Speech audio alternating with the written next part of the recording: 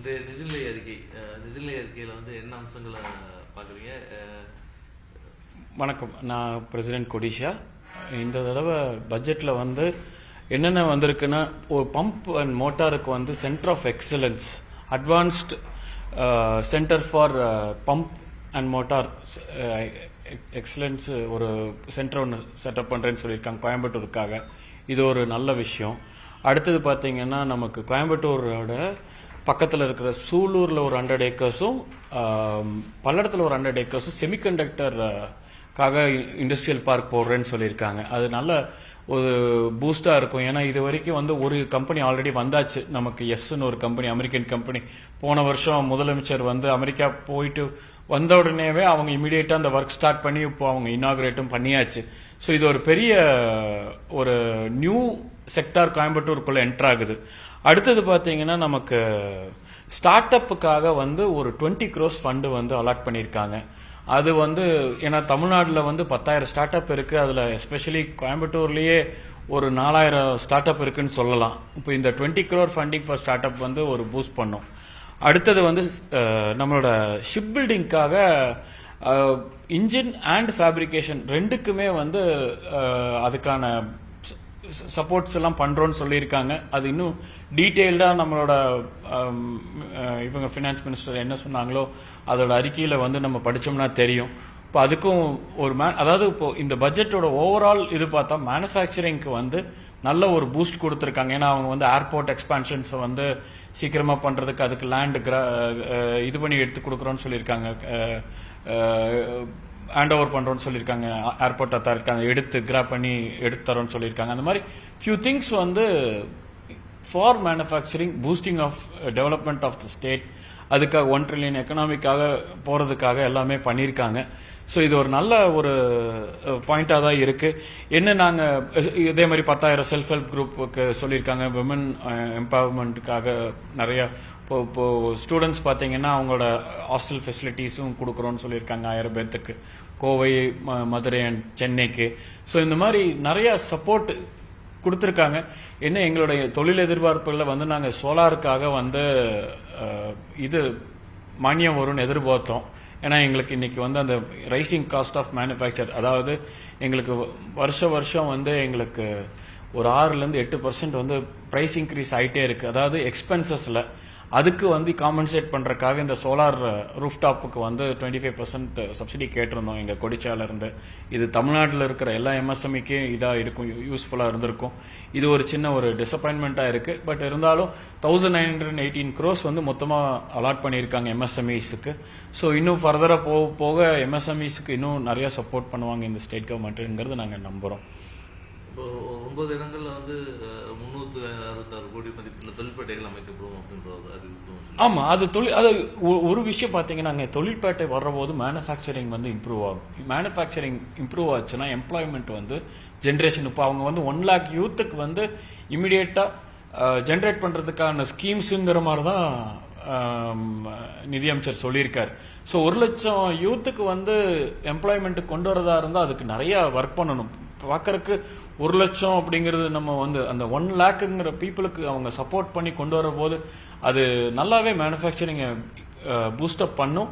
இந்த 9 industrial estates இல்லாமல் இன்னும் நாங்கள் கோயம்புத்தூர்லேயே 3-4 இண்டஸ்ட்ரியல் எஸ்டேட்டும் கேட்டிருந்தோம். இந்த தடவை 16வது ஃபினான்ஸ் கமிஷன் வந்திருந்த போதும் நாங்கள் சீஃப் மினிஸ்டருக்கு முன்னாடி நவம்பர் மாதம் சப்மிட் பண்ணியிருந்தோம்.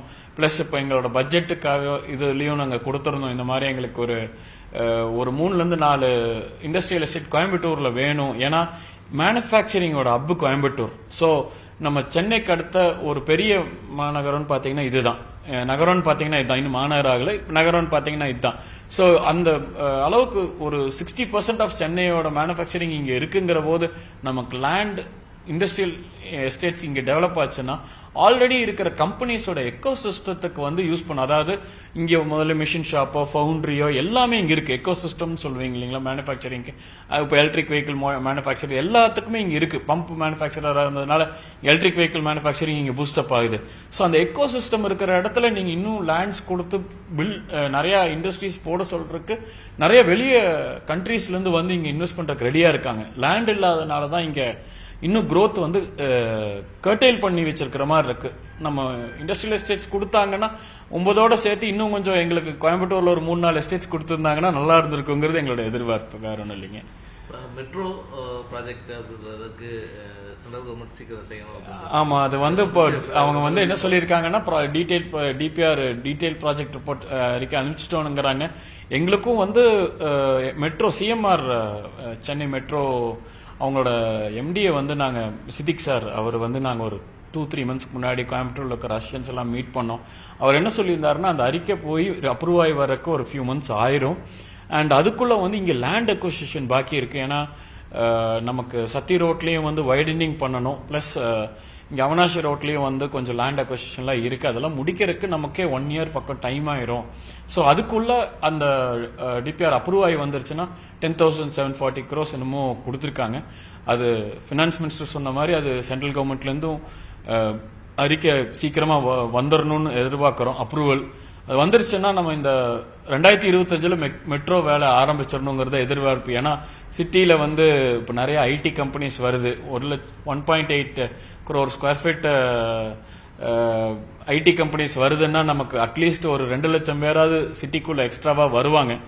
இருக்கிற மாணவர்கள் இல்லாம வெளியில இருந்து வேலை வாய்ப்புக்காக வருவாங்க. இப்போ சிட்டி கன்ஜெஷன் ஆக ஆரம்பிச்சிடும். So metro is a support நமக்கு.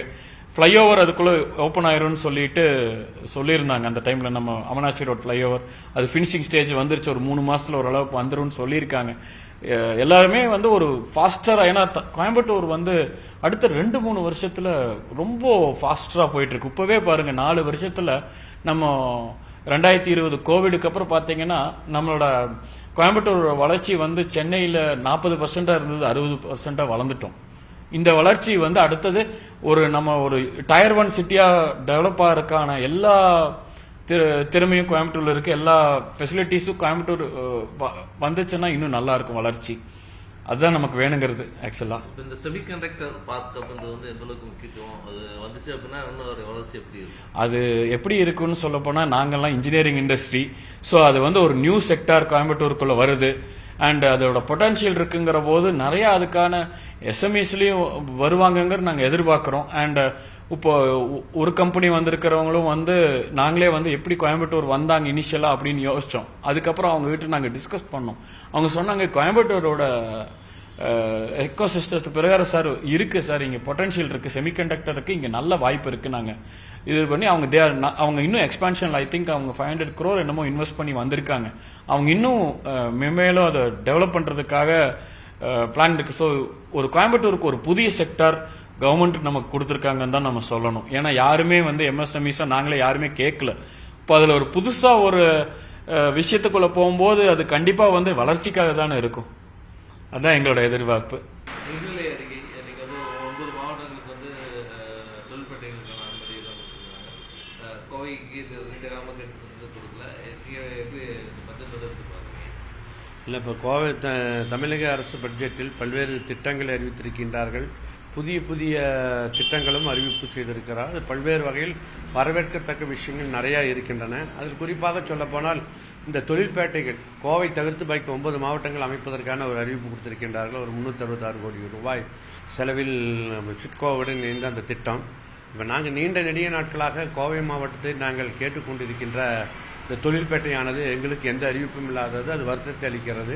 இந்த பட்ஜெட் கூட்டத்தொடரிலாவது அதுக்கான நிதி ஆதாரத்தை ஒதுக்கி இந்த கோவையில் இருக்கின்ற குறுந்தொழிலுக்கான தொழில்பேட்டை அமைக்க வேண்டும் என்ற எதிர்பார்ப்பு எங்களுக்கு இருக்கிறது. அது மட்டுமில்லாமல் கோவையினுடைய பிரதான தொழிலாக இருந்து வருகின்ற இந்த பம்பு செட் உற்பத்திக்காக வந்து மட்டும் ஒரு கிளஸ்டர் முறையில் அமைப்பதற்கான அறிவிப்பு வெளியிட்டிருக்கின்றார்கள். அதே மாதிரி பவுண்டரி தொழில்கள் பல நெருக்கடிகள் சந்தித்து வரும் வேலையில் அதுவும் ஒரு கிளஸ்டர் முறையில் அமைத்து அதிநவீன விஞ்ஞான வளர்ச்சி காண்கின்ற வகையில் உற்பத்தி பெருக்கத்துக்கும் உற்பத்தி செலவுகள் குறைப்பதற்கான வழிகாட்டுவதற்கும் அமைப்பிருக்கின்றார்கள்.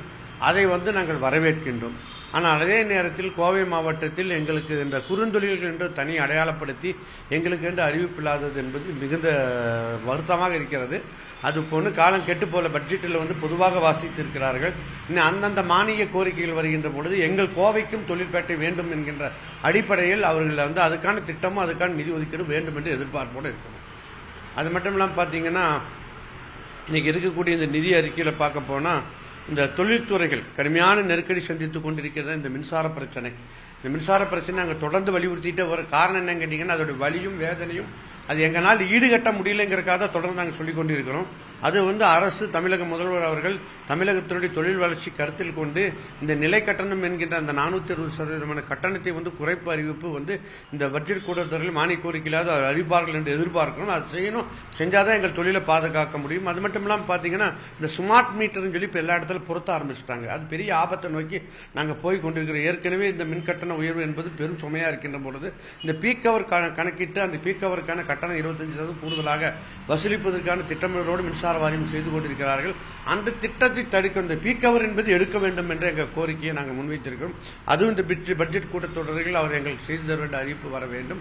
அதே போல இப்போ 3913 கோடி ரூபாய் என்னமோ இந்த ஊக்குவிப்புக்காக தொழில்துறைக்கு ஒதுக்கி இருக்கின்றார்கள். இந்த துறையில என்ன கேட்டீங்கன்னா எம்எஸ்எம்இ இப்போ வருகின்ற பொழுது பெரும் நிறுவனங்களும் சிறு நிறுவனங்களும் குறுந்தொழில் நிறுவனங்களும் ஒன்றாக இணைந்து பயணிப்பது என்பது சரியாக இருக்காது என்று நாங்கள் கருதுகிறோம். காரணம் கேட்டால் தமிழ்நாட்டில் சரி இந்தியாவிலும் சரி கிட்டத்தட்ட 90% இருக்கிறது குறுந்தொழில்கள் மட்டும்தான். அந்த மத்திய அரசு பட்ஜெட் ஆனாலும் சரி மாநில அரசு பட்ஜெட் ஆனாலும் சரி அந்த 90% குறுந்தொழிலுக்கான தனி அறிவிப்பு வேண்டும் என்ற எதிர்பார்ப்பு மாநிலத்திலும் இருக்குது, மத்தியிலும் இருக்கு. மாநிலத்தில் அது இல்லை, அதற்கான தனியாக அறிவிக்க வேண்டும் என்ற எதிர்பார்ப்பு எங்களுக்கு இருக்கிறது.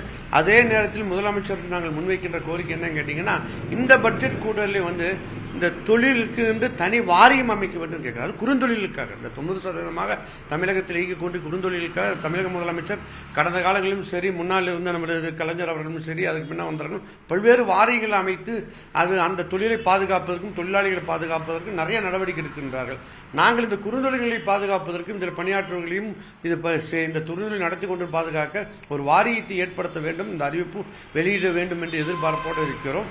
அது மட்டும் இல்லாமல் இந்த சப்சிடி கொடுக்கிறார்கள். ஏன்னா தமிழக அரசு தான் இன்னைக்கு இந்தியாவிலே வைத்து குறுந்தொழில் வளர்ச்சிக்கு அவர்கள் 25% முதலீட்டு மானியம் வழங்கிட்டு இருக்கிறாங்க.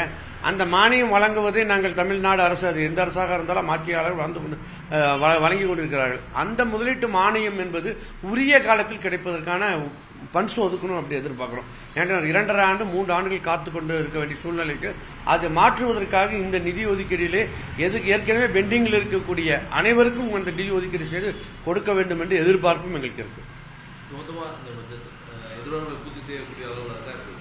பொதுவாக பார்க்க போனீங்கன்னா இந்த பட்ஜெட் எல்லாத்தையும் அரவணைத்து கொண்டு போகணுங்கிற அடிப்படையில் பட்ஜெட்டை அவர்கள் வலியுறுத்திருக்கின்ற திட்டங்கள் சொல்லியிருக்கின்றார்கள், பல திட்டங்கள் அறிவித்திருக்கின்றார்கள். நடைமுறை பார்த்தீங்கன்னா இப்போ கோவைக்கு பார்த்தீங்கன்னா 10,000 சில்லரை கோடி உள்ள மெட்ரோ திட்டம் நீண்ட நெடிய நாட்களாக இந்த மெட்ரோ திட்டம் என்பது கோவை மக்களுடைய ஒரு கனவாக இருந்திருந்தது. ஆனால் மத்திய அரசு காத்திருப்புங்கிறாங்க. ஆனால் இதே மெட்ரோ திட்டம் கோவைக்கு அறிவித்த பொழுது கொச்சினுக்கு அறிவிச்சிருந்தாங்க, கேரளா மாநிலத்தில் கொச்சின் மாவட்டத்துக்கும் அறிவித்திருந்தாங்க. ஆனால் கொச்சின் மாவட்டத்தில் கேரளாவில் பல ஆண்டுகளாக இயங்கிட்டு இருக்குது மெட்ரோ. ஆனால் கோவையில் கனவா இருக்கிறது. அது உடனடியாக நிறைவேற்றுவதற்கான ஒரு நிலைப்பாடு கொண்டு வரணும் எதிர்பார்க்கணும். அது மட்டும் இல்லாமல் இப்போ என்ன கேட்டீங்கன்னா தமிழ்நாட்டிலே நிதியமைச்சர் அவர்கள் இந்த பட்ஜெட்டில் வாசிக்கும் போதே சொன்னார்கள் வளர்ச்சி வருகின்ற மிக பெரும் வளர்ச்சி கொண்டு வருகின்ற மாவட்டங்களில் சென்னைக்கு அடுத்த கோவை சொன்னாங்க.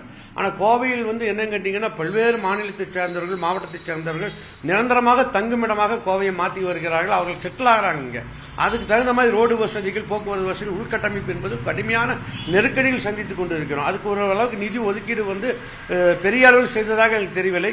அது பெரும் அளவில் நிதி ஒதுக்கீடு செய்ய வேண்டும். இந்த வட்ட பாதைகள் மற்றும் உள்ள கட்டமைப்புகள் மேம்பாலங்கள் அதிகரிக்க சென்னையை போல் கோவையும் எதிர்காலத்தில் கணக்கிட்டு பெருக்கு பிரச்சனை தீர்ப்பதற்கும் நிதி ஒதுக்கீடு இந்த பட்ஜெட் செய்து அதிக திட்டங்களை இந்த மாவட்டம் தர வேண்டும் என்று இந்த மாவட்டம் எதிர்பார்க்கிறோம். பொதுவாக சொல்லப்போனால் தொழில்துறையை பொறுத்த வரைக்கும் குறுந்தொழிலுக்கு இந்த அறிவிப்பு போதுமானது இல்லை, நடைபெறுகின்ற கூட்டத்தொடரில் செய்ய வேண்டும் என்று எதிர்பார்க்கப்பட்டிருக்கிறது.